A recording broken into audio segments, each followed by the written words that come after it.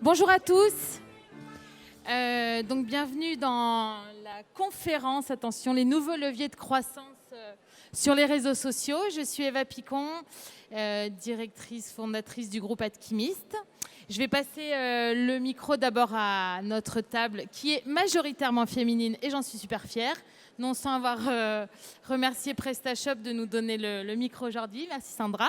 Je vais donc laisser se présenter tout le monde et après on rentrera dans le vif du sujet.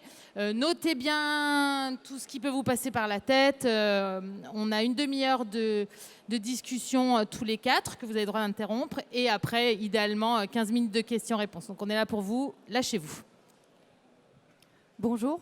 Anne-Charlotte Auvray de Fago. Alors, je ne sais pas si vous connaissez Fago, c'est une jeune marque de chaussures, vêtements et accessoires qui a été créée il y a 7 ans par Frédéric et Nicolas, les deux créateurs, sur un principe responsable d'un arbre planté en France pour chaque produit acheté. Donc, on a tout un programme de plantation en parallèle et qui est symbolisé par un petit bouton en noix de coco présent sur tous nos produits. Sinon, très rapidement, Fago, au bout de 7 ans, du coup, c'est 8 millions d'euros de chiffre d'affaires, 280 points de vente multimarques en France, 2 boutiques en propre, dont une qui ouvre une dans le Marais et une qui ouvre aujourd'hui à Saint-Germain-des-Prés, un corner au Citadium, le site internet est aussi présent dans 20 pays à l'étranger. Bonjour, Karen Serror, Marketing Manager de Photolia France, banque d'images sur Internet qui propose aujourd'hui plus de 60 millions de photographies, d'illustrations vectorielles et des vidéos libres de droit à coût accessible puisque notre vocation, c'est de démocratiser l'usage de l'image. Notre base de données repose sur le concept d'une place de marché en ligne au sein de laquelle des photographes, des graphistes et des vidéastes vont poster chaque jour plus de 50 000 nouveaux fichiers à destination des professionnels qui vont pouvoir utiliser ces fichiers dits libres de droit pour tout support de communication, site e-commerce, PLV, publicité, tout type de support. Et depuis janvier, on appartient à la famille Adobe, ce qui permet à vos créatifs, en tout cas, d'avoir accès à toute la base de données Photolia directement dans Adobe Creative Cloud. Bonjour à tous, je suis Quentin Billet, cofondateur des ateliers Draft. Pour faire rapide, j'ai une formation d'ingénieur, diplômé ensuite d'HEC. J'ai commencé mon expérience professionnelle chez venteprivée.com. Donc je pourrais vous faire des retours d'expérience sur celle-ci. Et les ateliers Draft, du coup, qui ont ouvert il y a 2 ans maintenant, qui est un espace de travail et de production collaborative connecté à une plateforme en ligne. Pour ceux qui connaissent, ça se rapproche des espaces de coworking et des Fab Labs. On s'est inspiré de ces 2 mouvements pour créer notre atelier à Paris dans le 18e, qui est à destination des designers, des architectes, des entrepreneurs de manière plus globale, où on a décidé de mutualiser les espaces de travail et des machines, imprimantes 3D, des coupes laser, fraiseuses numériques, un atelier bois, pour permettre à ces jeunes créateurs, ces jeunes entrepreneurs de pouvoir accélérer leur activité sans avoir besoin d'aller voir des prestataires externes, d'aller voir des tierces personnes pour développer leur business. Merci. Alors, comment ça va se passer? On va aborder 3 axes. Le premier, l'image, la vidéo comme élément incontournable de votre communication, enfin surtout du succès de votre communication, de votre entreprise. Le deuxième axe seront les clés du succès, c'est-à-dire oui, l'image, oui, la vidéo, mais comment et à quoi il faut penser.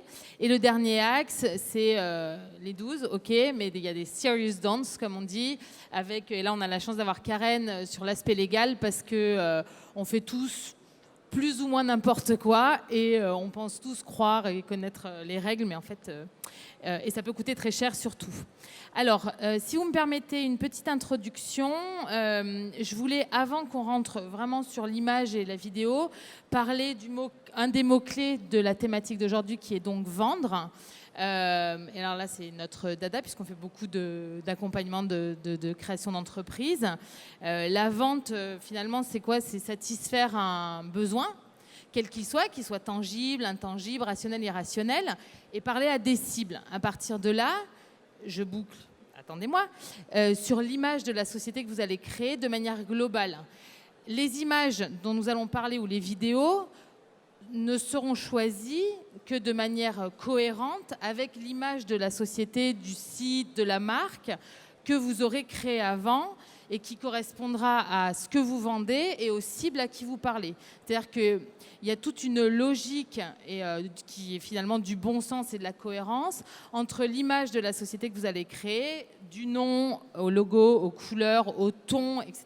Tout le travail de branding qui vient en amont et qui va découler en définitive sur le shooting, les photos, les images que vous allez utiliser pour vendre vos produits ou vos services. Donc on va rentrer dans le vif du sujet avec l'axe 1. Je vais passer le micro à Karen qui va vous expliquer. Voilà, je vais passer le micro à Karen. D'accord. Oui, effectivement, ce que tu soulignais, c'est qu'aujourd'hui, avec l'avènement d'Internet et des réseaux sociaux, le recours à l'image est évidemment incontournable pour animer sa communauté, créer l'engagement et donc les ventes. Aujourd'hui, vous connaissez tous l'adage de Confucius, une image vaut 1000 mots, et aujourd'hui, oui, une image vaut 1000 clics. Et on parle d'ailleurs de ce phénomène de picture marketing, ce marketing par l'image qui alimente cette culture de l'image, qui permet justement d'utiliser différents canaux de réseaux sociaux, tout simplement pour vendre. Et on a plusieurs études qui attestent justement de l'impact de l'image comme levier de vente. Moi, j'en ai quelques-unes. Par exemple, aujourd'hui, 67% des consommateurs en ligne préfèrent des images, bien sûr, plutôt que des recommandations et des descriptifs produits. Selon une étude de Packshop Creator, confirme également que les photos mettant en avant les produits, mais des photos de qualité, c'est le premier critère d'achat. Et sur les canaux, les réseaux sociaux, par exemple, Pinterest, sur Pinterest, 70% des consommateurs préfèrent rechercher leur achat sur Pinterest contre 17% sur Facebook, par exemple. C'est pas si étonnant que ça, parce que Pinterest, finalement, c'est un moteur d'inspiration. Et quand on recherche un objet de décoration, une robe de soirée ou autre, en fait, on va sur ce moteur de recherche pour s'inspirer et ensuite trouver l'image qui nous convient. Mais beaucoup de sites e-commerce ne pensent pas forcément à tous ces canaux visés par le picture marketing. Déjà, il faut comprendre les vocations de chacun, parce que chacun a une vocation très spécifique. Et ensuite, adapter une stratégie, ne pas mettre ces images dans tous ces canaux, mais il y a une vraie stratégie à penser. De toute façon, on aura des retours d'expérience utilisateur avec mes deux confrères. Et au-delà, en fait, de l'image, nous, ce qu'on s'est rendu compte sur Fotolia, c'est qu'il y avait un déplacement de la valeur de l'image vers la vidéo, vers tout ce qui est image en mouvement. Par exemple, nous, la vidéo a une forte croissance aujourd'hui depuis ces 2 dernières années, mais on a aussi le phénomène des cinémagraphes. Donc, vous pouvez, par exemple, prendre une image, figer donc l'ensemble de l'image et uniquement animer une partie de cette image pour mettre en avant votre produit. Si votre produit, c'est un objet de décoration d'anniversaire, c'est un sans-gêne, vous allez prendre par exemple une photo d'un enfant sur la banque d'images Fotolia, vous allez lui coller ce sans-gêne, et ce sans-gêne, vous allez simplement l'animer. Donc vous allez capter l'attention de votre lecteur, créer une émotion, et donc derrière, finalement, peut-être des ventes. Donc on a aussi d'autres études, notamment celle d'Adobe, qui a montré par exemple que la vidéo pourrait augmenter le taux de conversion de 65%. Et selon Cisco, la vidéo devrait en effet représenter 90% du trafic sur Internet quand même en 2017. Donc il y a de beaux jours devant lui. Et enfin, on parle souvent d'images animées, de vidéos, mais ce n'est pas simple, en tout cas pour une petite entreprise. Et pareil, Adobe a lancé une petite application mobile et site web qui s'appelle Adobe Spark et qui vous permet de mettre en avant vos photos produits et d'autres types de photographies qui sont incluses gratuitement dans cette solution. Faire une petite vidéo animée, faire en fait un post animé avec des images, votre produit, du texte, du son et de la musique. Et c'est une application, par exemple, totalement gratuite. Voilà. Super. Donc, on retient bien que chaque canal, chaque réseau social nécessite son contenu et sa vidéo adaptée en plus de... On pourra revenir aussi sur la vocation de chaque canal, puisque... Par exemple, juste pour donner quelques lignées, Instagram, c'est l'idéal, par exemple, pour créer un rapport d'intimité avec son utilisateur. Instagram, vous pouvez mettre en avant, par exemple, votre entreprise, les salariés, pour donner un côté humain à votre entreprise et créer un capital sympathie. Ça, c'est un excellent canal. Et aussi, de nombreuses marques e-commerce ont choisi ce canal pour renforcer le côté expérience utilisateur. Eram, par exemple, a intégré dans ses fiches produits ils ont en fait réalisé un concours, ils ont proposé à tous ces consommateurs de mettre les chaussures à leurs pieds, de leur envoyer leurs photos sur Instagram et Facebook. Et donc maintenant, toutes ces photos sont intégrées dans les fiches produits du catalogue ERAM qui confirment que ça a permis d'augmenter les ventes. Ça augmente les ventes et Voilà. tu économises en shooting. Tout en à plus. fait. Donc Facebook, Twitter, il y a beaucoup plus de texte. Mais maintenant, on peut rajouter de la photo, du gif animé, de la vidéo.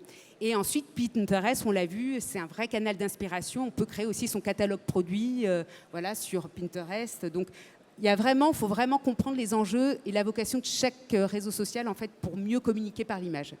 Super.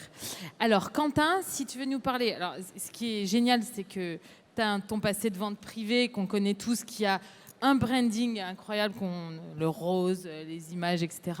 Et que vous utilisez, enfin, en tout cas, ils utilisent maintenant, puisque tu as Draft, énormément de shooting pour vendre les marques dont vous vous occupez.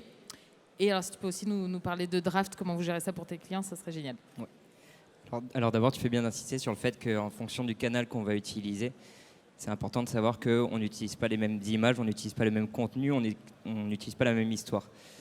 S'il y a quelque chose que j'ai déjà moi retenu et qu'il faut peut-être retenir de ce que je vais dire, de mon expérience chez Vente Privée, j'ai appris une chose, c'est que sur Internet, on ne vend pas des produits, on vend les images des produits. À partir de là, on comprend très rapidement l'importance que l'image peut avoir. On ne peut pas toucher, on ne peut pas essayer, on ne peut pas faire quoi que ce soit à part regarder, voir les fonctionnalités. D'où l'importance d'avoir un brief, je pense, assez clair, une cohérence entre toutes ces images, tous ces shootings. Vente privée, c'est énormément de marques qui sont présentes. C'est des ventes qui se mettent en place, des ventes événementielles qui se mettent en place très rapidement.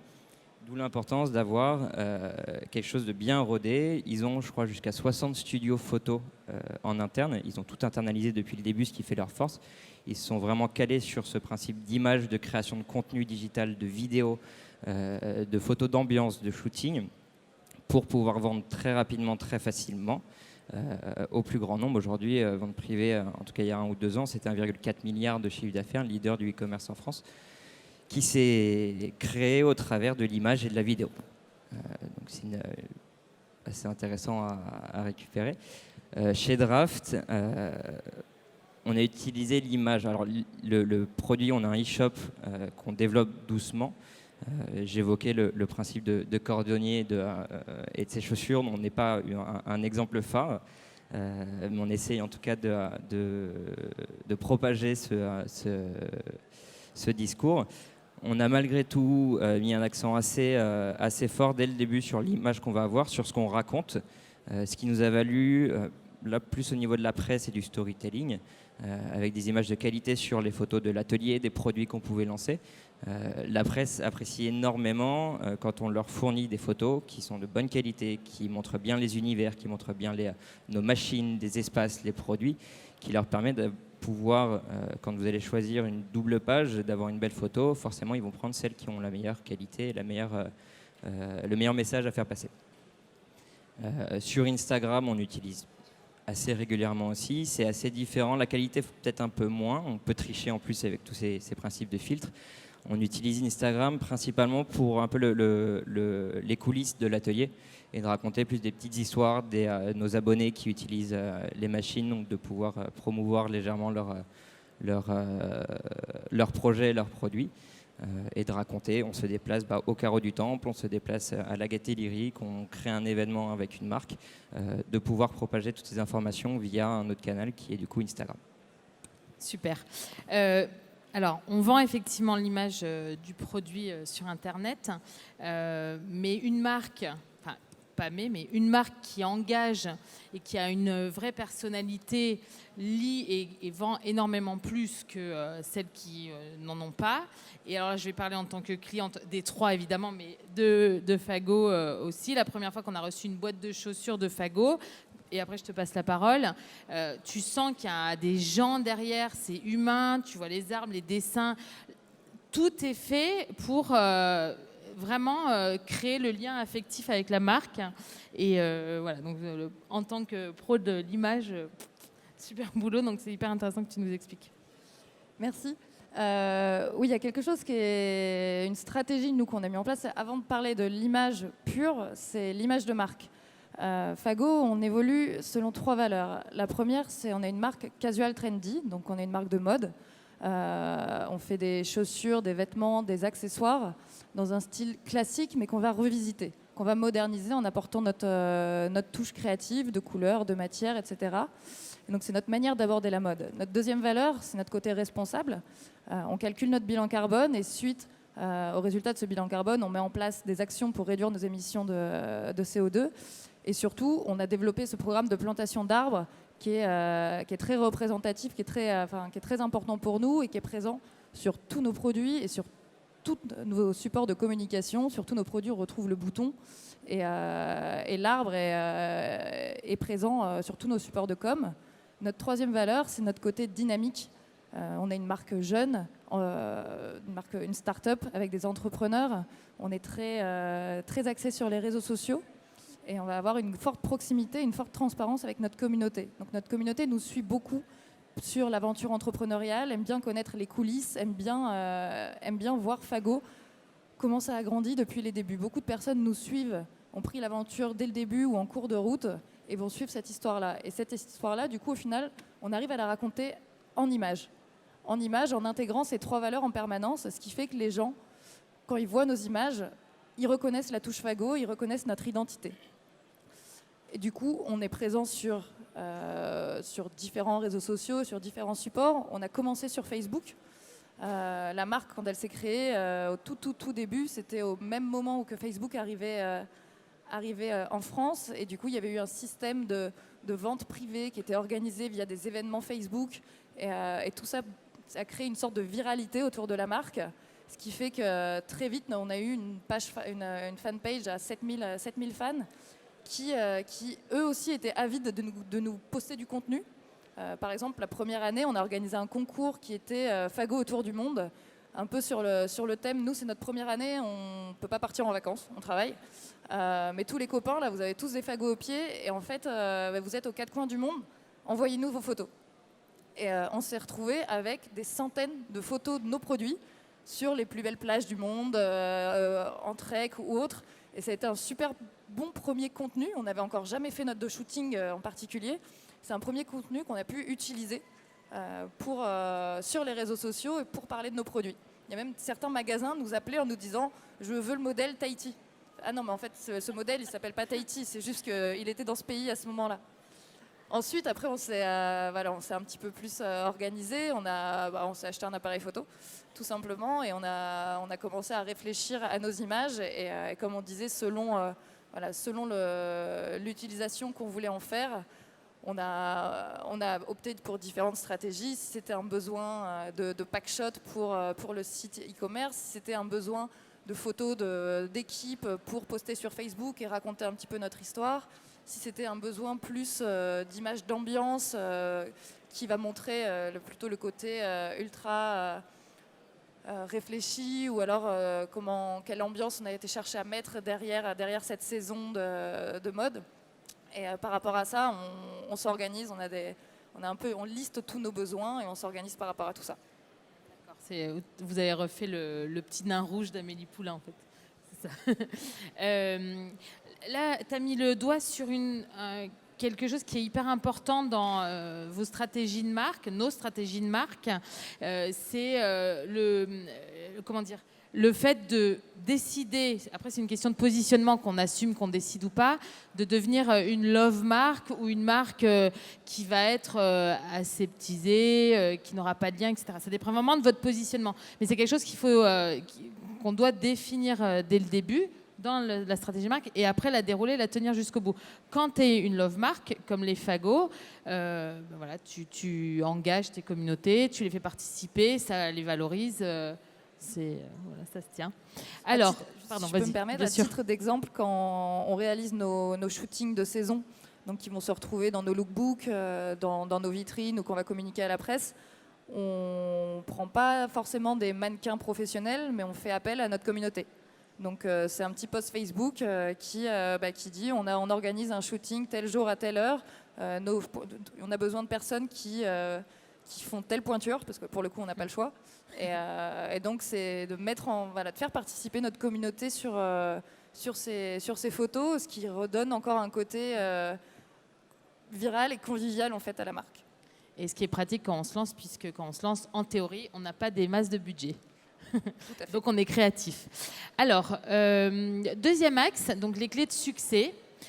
Quentin, si tu veux nous parler de, voilà, encore un petit peu sur vente privée et sur Draft, mais l'importance d'avoir une image forte, unique, cohérente, reconnaissable. Alors les clés de succès, d'abord du point de vue de Draft, on se rend compte aussi, parce que nous on est vraiment tout jeune, ça fait 2 ans qu'on est ouvert, c'est pas forcément avoir des sous, parce qu'on peut faire des choses avec. Aujourd'hui, on a un smartphone qui fait des photos de très très bonne qualité. Donc on n'est pas obligé d'avoir justement un studio comme on peut en avoir autant chez Vente Privée ou dans des grosses marques. Avec un petit peu de... Alors vous aurez certainement un ami photographe, un ami qui aura des notions, qui a un blog, donc qui sait prendre des photos, qui sait mettre en valeur un objet, qui connaît les astuces pour la lumière. Si on ne sait vraiment rien faire, globalement, on ne peut pas s'improviser photographe. Maintenant, avec très peu de moyens, on peut réussir, avec encore une fois cette cohérence de ne pas aller shooter un produit à la campagne et l'autre dans un local poubelle ou encore un autre quelque part. C'est d'avoir une sorte de fil conducteur sur ces images qui fera que quand un internaute tombera sur un de vos produits, il va reconnaître tout de suite la marque qu'il y a derrière. D'où l'importance d'avoir ce fil conducteur. Toi, c'est la noix de coco, c'est ça? Le bouton en noix de coco. Qui te permet très rapidement de te dire, OK, c'est cette chaussure. Les clés du succès, là maintenant, plus du point de vue de vente privée qu'on essaye aussi, et qui est notre marque de fabrique aussi, c'est de pouvoir avoir accès rapidement et à moindre coût à du matériel. Donc nous, on est plus sur les machines numériques. On essaye, comme disait Anne tout à l'heure, mon associé, on essaye de pousser les murs pour pouvoir ajouter un studio photo qui viendrait boucler la boucle aussi. Nous, notre objectif principal, c'est de pouvoir réunir dans un même espace toutes les étapes du cycle de vie d'un projet, d'un produit, la conception avec l'espace de travail des ordinateurs, la fabrication, la production avec nos machines et la commercialisation avec le e-shop. Il nous manque ce petit espace du passage du réel vers le virtuel, donc de l'image. On a une pièce vide en ce moment, on attend une nouvelle machine. Donc là, depuis 3 jours, il s'est transformé. On a un peu de matériel, on n'a pas grand-chose, mais qu'on met à disposition à nos abonnés, qui leur permet de pouvoir, là typiquement, c'est un doudou connecté qui est en train de se monter chez nous. On les suit, on les accompagne sur le développement d'un aspect technique et d'un aspect plus business. Ils n'avaient aucun moyen de communication. On leur dit, nous, on veut bien communiquer. On a un peu plus de 5000 fans sur Facebook, presque 2000 sur Instagram. On veut bien communiquer, mais il faut quelque chose à dire, il faut quelque chose à montrer. Donc, ils ont suivi ce qu'on leur a dit. 3 jours après, du coup, c'était hier et aujourd'hui. Ils ont passé la journée avec un bras, un fond. Ils sont allés chercher du matériel par-ci, par-là. Ils ont utilisé nos machines aussi. Alors, nos machines permettent de faire du produit, permettent aussi de faire tout ce qu'il y a autour du produit. C'est du packaging, ça va être du merchandising, qui, présent sur une image, est tout aussi important que le produit. Donc, c'est d'avoir accès facilement et à moindre coût à tout ce matériel pour pouvoir produire facilement du contenu. Merci. Anne-Charlotte, si tu veux un peu reboucler sur l'histoire de Fago, puisque c'est l'avantage de créer, j'imagine, enfin non, j'imagine pas, il y a peut-être plein de gens qui sont à la phase d'idée ou au début, et on pense à des projets. Alors concrètement, comment vous avez fait chez Fago, pas Fago, d'où on part, voilà, un peu les étapes, comment on arrive à... La création d'images. C'est ça. Puis, concrètement, comment ça se passe? Tout le monde met ses besoins sur la table. Le premier besoin identifié, c'est nos commerciaux qui vendent nos produits aux boutiques. Ils ont besoin d'un catalogue, donc on identifie qu'on a besoin de packshot. Donc il va falloir shooter nos produits pour avoir une vue de côté. Donc on met une croix dans cette case. En parallèle, moi, pour le site internet, je vais avoir besoin de packshot aussi. Donc on peut peut-être faire shooting commun. Par contre, j'aurai besoin de plus de vues. Donc on détermine à l'avance combien de vues j'ai besoin. Aujourd'hui, sur du e-commerce, comme tu disais, on ne vend pas un produit, on vend une image. Donc j'aurai besoin d'un maximum de vues, ma paire de chaussures, vue de face, de côté, l'intérieur, la semelle, etc. Portée, non portée, mise en ambiance. Donc on liste tout ça et ensuite on sait qu'il va y avoir différents shootings pour répondre à ce besoin. Il y aura du coup, on s'est acheté voilà, la petite box pour faire nos packshots. On met nos propres lumières et on fait nos packshots nous-mêmes en interne. On shoot toutes les vues comme ça, on les retouche pour que ce soit la bonne lumière et que du coup ce soit... Non, on n'est pas sur une box tournante en 360, on est à l'étape d'avant. Mais on s'en sort, ça va. Je suis pas sûr que ça marche très bien de toute façon. Au-delà de ça, après, on a des besoins d'images d'ambiance pour parler sur les blogs, pour diffuser à la presse, pour habiller tout simplement notre site internet aussi, en homepage, etc. Donc là, soit on travaille avec notre graphiste qui est aussi photographe et qui du coup peut faire des photos de shooting en extérieur, ou alors on fait appel à notre communauté ou à notre réseau sur est-ce qu'il y a un photographe qui peut nous appuyer. On va travailler main dans la main pour faire un shooting qui présentera une ambiance, des looks complets et représenter du coup la marque. Et enfin, pour le site internet, il y aura un dernier besoin qui est justement d'avoir des visuels, mais plus portés en studio, sur fond blanc, vraiment un peu comme ça devait se passer chez Vente Privée, où on est sur une silhouette purement e-commerce. Parfois, on peut aller jusqu'à la vidéo. On va filmer le mannequin qui est devant un fond blanc, qui se déplace tout simplement pour montrer le produit sous tous les angles possibles. Enfin, il y a les images du coup pour les réseaux sociaux, pour toute la communication virale. Et là, on le fait généralement à l'aide de notre smartphone. Notre community manager est très à l'aise là-dessus. La dernière fois, on vient de se lancer par exemple sur Snapchat. On a un peu attendu pour se lancer sur ce réseau, justement parce qu'on avait envie d'y mettre le bon contenu. Et en tout cas, on voulait savoir quoi mettre dessus. Et typiquement, on va représenter nos journées, des journées qui peuvent être intéressantes à suivre pour la communauté. Donc, la semaine dernière, j'étais avec notre community manager à côté du Mans. On était avec notre équipe de plantation d'arbres. Il y avait une plantation qui était en train de se faire. Et donc du coup, l'idée, ça a été de scénariser toute la journée, de la partager avec tout le monde sur Snapchat, en postant différentes images. On arrive au Mans, on arrive sur la plantation, voici un arbre, devinez quel est censé, on va le planter, je suis en train de bêcher. Voilà. C'est un contenu de marque. On ne parle pas de nos produits à ce moment-là, mais on parle de la marque et ça correspond au réseau social utilisé. Sur Instagram, on va fonctionner avec nos images shooting ou des images qu'on va récupérer d'Instagrammeurs, de followers qu'on va reposter. Et on va fonctionner en triptyque, c'est-à-dire toujours un lot de 3 images qui sont dans la même ambiance pour donner vraiment un cadre très image, presque proche de Pinterest au final. Et après, sur Facebook, on va faire autant de vidéos que de photos. Les vidéos pour partager nos moments d'équipe. On a testé aussi le Facebook Live qui permet justement de montrer les coulisses, de montrer comment ça se passe et d'humaniser beaucoup la marque en fait, de montrer que derrière il y a une équipe de personnes. On fait des jolies images, mais on les fait nous-mêmes, donc c'est pas si compliqué que ça à faire et c'est accessible à tout le monde. Et c'est un peu le message qu'on veut faire passer avec Fago aussi en général, c'est-à-dire que se lancer, monter sa marque et vendre, c'est accessible à tout le monde, il faut juste s'en donner les moyens. C'est la même chose pour des belles images. Vive l'entrepreneuriat. Avant de passer la parole à Karen, je voulais juste insister sur l'importance d'adapter son positionnement, son image, etc. à ses cibles.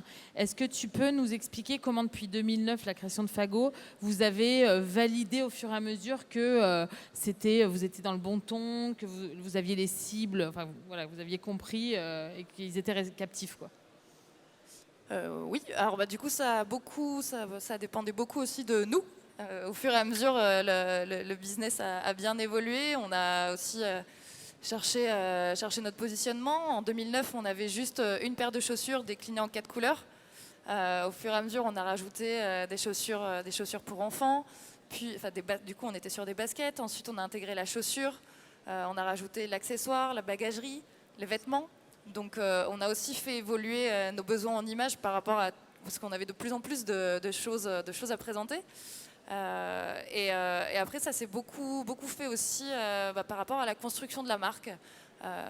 On s'est mis à travailler avec un gros réseau de revendeurs, 280 magasins multimarques en France, qu'on a eu envie aussi d'aider en communication. Donc il fallait qu'on leur fournisse des images. D'accord, mais quel style d'image? Il fallait des images portées. Donc c'est aussi à ce moment-là où on s'est dit on a besoin de faire des shootings portés, mais qui doivent représenter la marque.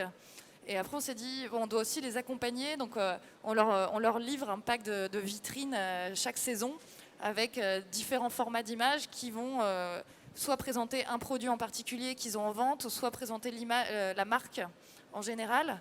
Ensuite, on leur demande de faire des vitrines. Quand ils font une belle vitrine, on va leur dire envoie-nous une photo, on va la poster sur Facebook. Là, il faut qu'on leur explique comment faire une belle photo aussi, parce que parfois on se retrouve avec des photos avec le flash de la vitrine ou autre. Mais on a vraiment cette idée que oui, une image vaut 1000 mots, une image peut valoir 1000 likes, 1000 clics. On peut aller chercher beaucoup de choses derrière. Et après, c'est très évolutif. Facebook, il y a 5 ans, on allait chercher du like. Aujourd'hui, on va aller regarder combien de personnes ont cliqué sur ma photo, puis combien de personnes ont cliqué sur mon lien. Instagram, c'est pareil. On a beaucoup de likes, mais aujourd'hui, on peut aussi relier son e-shop à Instagram. Nous, on l'a installé très récemment. Ça s'appelle InstaShop. Et c'est un nouveau canal un des nouveaux canaux pour relier photos, réseaux sociaux et e-commerce. Donc toutes les images ont une utilité business. Tu veux... Oui, je voudrais rebondir sur ce que tu as dit, sur l'image, mais l'image de marque plus globalement. Que rien n'est figé. C'est pas parce qu'on se lance dans une direction à un moment donné, on décide d'avoir cette image de marque qu'on ne va pas changer dans 1 an ou dans 2 ans. Les supports de communication, c'est la même chose. On s'en lasse en plus, on a envie de changer, on a envie de tester autre chose et de ne pas hésiter à demander de l'engagement auprès de sa communauté en disant voilà, on essaye ça, est-ce que ça vous plaît, comment vous le verriez, comment vous aimeriez que ce soit. Donc de ne pas hésiter à tester, à itérer, à changer de temps en temps, à tester une petite chose pour finalement revenir en arrière. Et important de se dire ça à partir du moment où on a ça dans la tête, que rien n'est figé, rien n'est définitif. On peut se permettre de tester quelques folies de temps en temps pour se rendre compte que oui, ça fonctionne à fond, ou que justement non, ça ne plaît pas trop, donc on peut revenir en arrière. Rien n'est figé.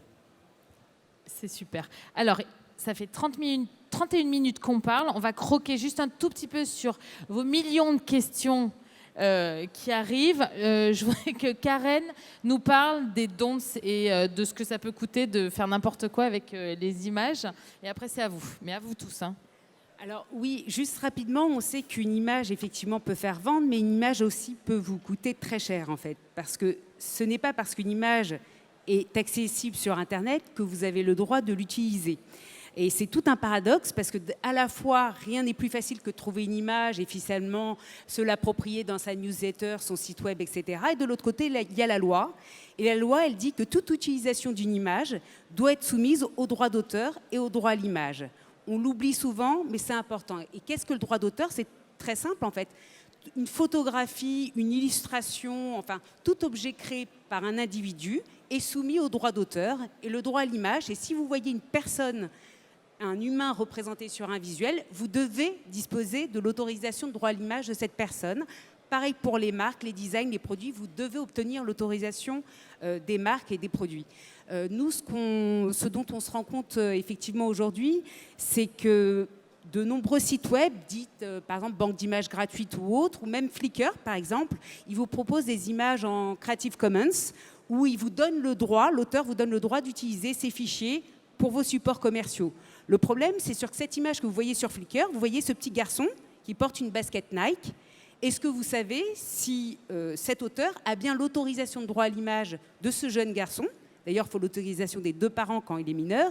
Est-ce que vous savez si cet auteur a bien l'autorisation de Nike avec la basket? Donc non, vous ne le savez pas. Et ces banques d'images dites gratuites ne vous le garantissent pas. Et donc, si vous les utilisez dans vos supports de communication, quels qu'ils soient, que ce soit les réseaux sociaux ou votre site e-commerce, vous pouvez être sanctionné jusqu'à 300 000 € d'amende. Donc ça, pour nous, c'est assez fréquent de le voir.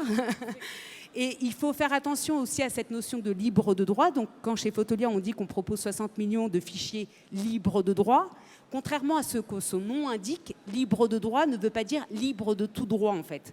Et encore moins qu'elles sont gratuites. Ça veut simplement dire que l'image, vous pouvez l'utiliser à vie sur tous vos supports de communication et quelle que soit effectivement la zone géographique. C'est ce que veut dire libre de droit.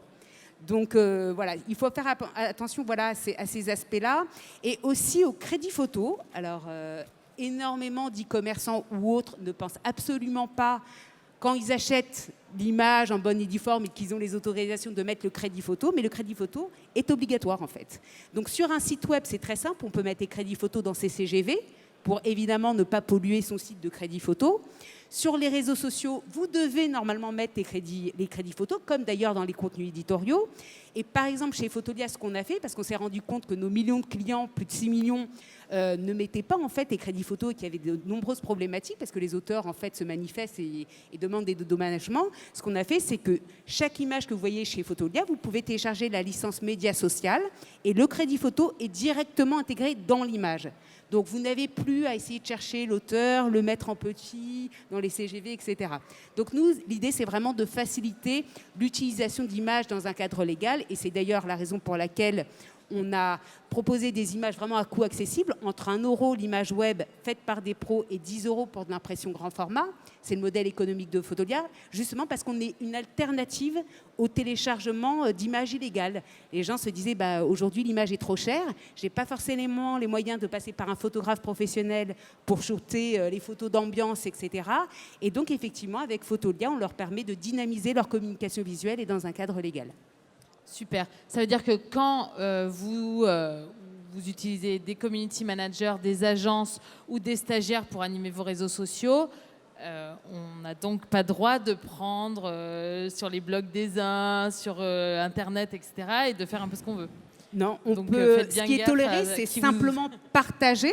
Voilà, vous pouvez partager un contenu, simplement partager sur Pinterest, etc. Mais si vous utilisez une image que vous avez vue sur les réseaux sociaux, que vous vous l'appropriez sur votre post Facebook, vous créez un post à part entière et vous prenez cette photo de ça que vous avez vue sur Facebook pour promouvoir, par exemple, votre porte-clés qui va avec. Donc là, c'est une utilisation que vous faites de cette image.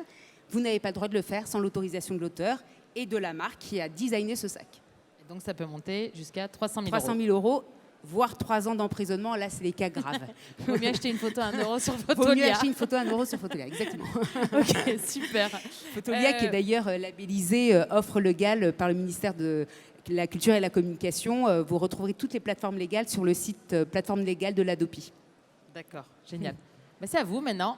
Donc, nous sommes là. Ils sont là pour vous. N'hésitez pas.